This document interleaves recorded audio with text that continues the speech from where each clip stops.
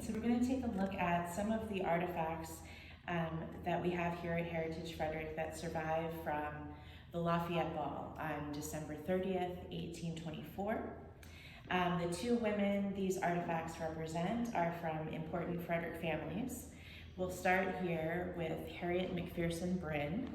Harriett was born in 1787.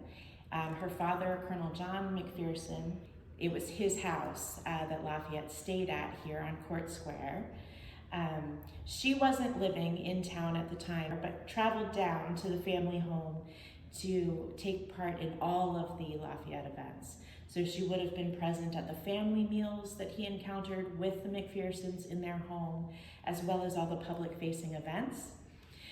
This is a portrait that still exists of Harriett McPherson Bryn, and in the portrait she is wearing the ensemble that she wore the night of the ball.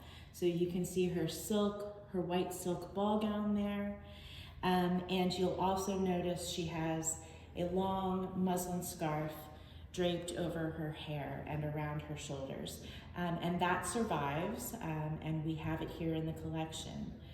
So it is a very long scarf, but narrow. It would have been used as a head covering. It certainly wouldn't have contributed much warmth, but would have contributed a little modesty, covering her shoulders and her arms.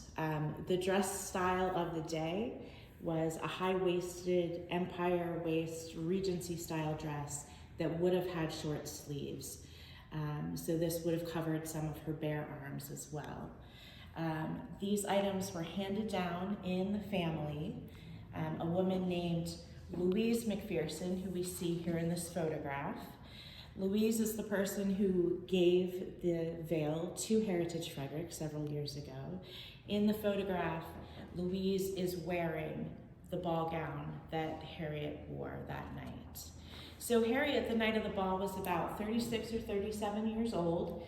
She already was mother of 9 children. Sadly, just 2 or 3 years after the ball, Harriett tragically dies at only 40 years old.